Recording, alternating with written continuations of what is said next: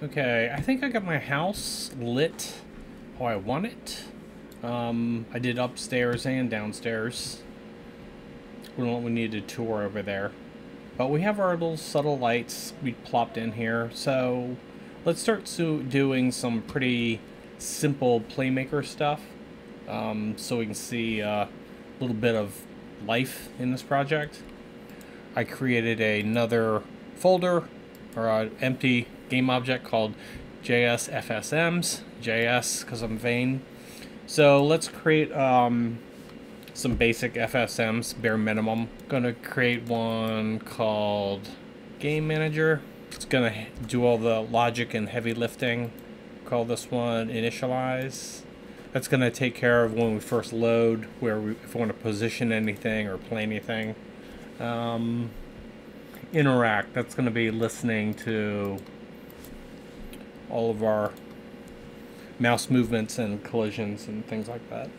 Here's my assets folder for the project. I added one thing in the assets folder called audio. So I figure we're gonna have like things that click, sounds when you open stuff, and music. So I added a single wave file. It's kind of like a background piece of music. So first thing, let's do something fun. So under initialize, let's add an FSM to wait and then start playing some music. And we'll add a wait into here. And call that 5 seconds. So it'll be quiet. And all of a sudden the music will fade in. 5 seconds, 1001, 2, 3, 4. And yeah, that's good enough. Finish event. Event.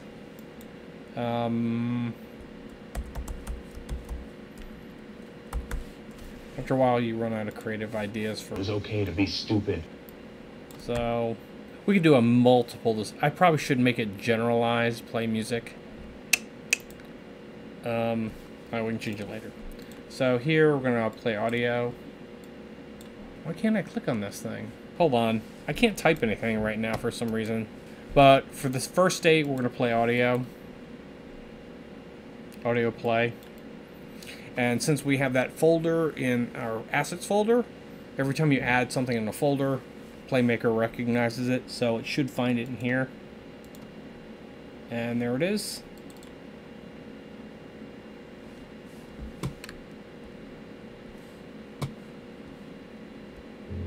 Okay, cool. The music starts. So let's go ahead and add a cube. I don't want this game to have a score. I just want it to be experiential. So when things happen, the visuals change or sounds, or the FSM gets all wobbly or something like that. So just to make sure that we can keep score and keep things in globals, I am going to put a little number in the top corner to use for debug. So let's go and click a blank space here. Okay, I'm back. I can type or whatever. Apparently, Unity doesn't work well if you've got Photoshop and Premiere in the background. And I've got like half a gig of RAM in here. Okay, so call this UI. And we're going to create a new text, and this will automatically create the UI canvas for us. Debug 1. Good. Go to inspector. Where is it? 1 should be on the screen somewhere, and I don't see it. Hello, debug 1. And make it smaller again. Here it is. Debug 1. Alright, so there it is on the top of the screen. And let's make a, just to make sure we can score and we know how to raycast with the mouse.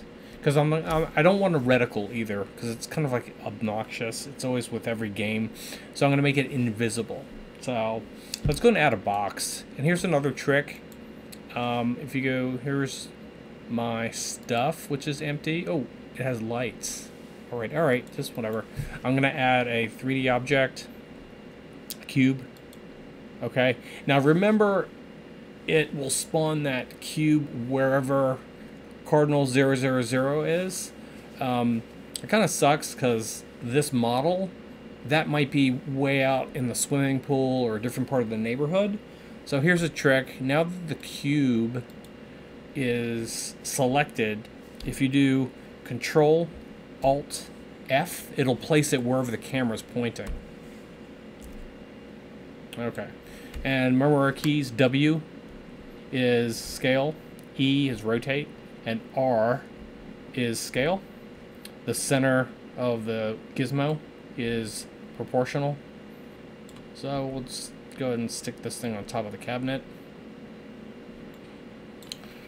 And we'll use our mouse to just go ahead and click that, and then let's increase the score by 1. Remember this game? It's gonna be like the person gets dizzy or gets clumsy with the first-person controller, so there is no score per se. But we're gonna have global variables that need to be game-wide. There's health. Time. I don't know. We'll figure it out. But I just want to blaze through this to get some of the pieces working. Okay, so let's go ahead and add an FSM to our game manager. Okay, now we need to create an event. Alright, so under events, we're going to create a new event. Actually, I had one already made, just the name of it. Update player. Okay, now this little guy here, little checkbox, if you roll over it, it'll say global. So we're going to make that as a global. Okay, and go to our first state.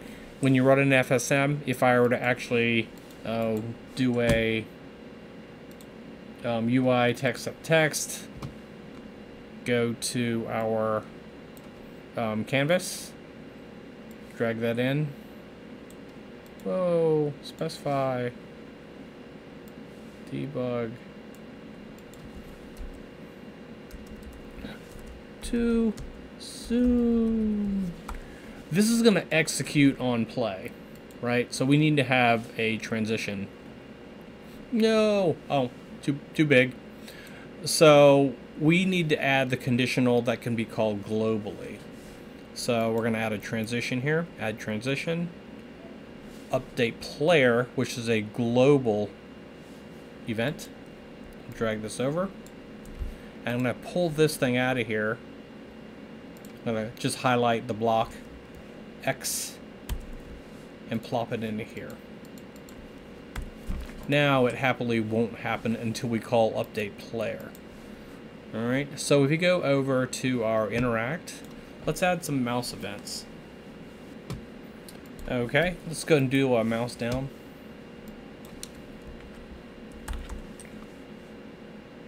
Get mouse button down. Left, send a new event.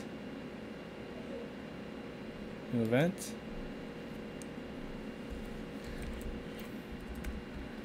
Clicked. Something. Create new events. Drag this over. Now we're going to do a mouse pick. It's actually from the center of the screen, wherever we're pointing, the very center. So we need to do a mouse pick right here. Keep the distance at 100. Play around with it later once we get things going. And we're going to store the game object that we clicked. And we'll use a new variable. Is selected. I should get better at camel casing. Okay, so what I want to do is this box is going to represent like maybe food or fruit in the fridge over here. So we can click it and we can do a destroy, and then we'll have to respawn something else. But instead, we'll just deactivate it so it's just invisible and gone, and then respawn it after our timer clicks. All right, we're just doing stuff real quick just to get the vibe of the game down. What we're gonna do is activate game object, specify game object, Click here, the equal sign is selected, and we're going to deselect it. So that should make it disappear. All right. So, and then, yeah, let's just see if that works first. And then we'll broadcast. Oh, let's do something else too. This is lame. See, debug, the yo thing isn't clicking anymore. So if I click this guy. Oh, wait. Hold on. Oh, it doesn't return. Wow. Finished. Put him back. I'm definitely going to mute that music. Okay, so that works. And just for kicks, we will check. Let's do this first. I'm going to go ahead and cut him out of here. Control X. Do compare. Game object compare. So, ooh, get down. Let's shrink him. Pull this down. So, the game object we're going to compare is that thing. Is selected. Does it equal to the cube? Then, if it's equal to, then we'll jump out. Event. Got food. Create the event. Click to create the tab. Can we reorder this thing? I'm gonna change the order. Delete transition first. Alright, got the food. Then, what's that called? Specify game object. Specify game object. Whoa, that's a lot. Is selected. Deactivate. And then this is not. If it's not equal to got the food, we will do a finished. Return him back. And if this is selected, we're still going to do a finished. Yeah? Good. So we can do also, we got our music playing, jam through, can't click anything else, but we can click our box, eat our food, and then I'll have something that'll reactivate it after a certain number of times. Now, let's see if we can trigger our global events also, called update player.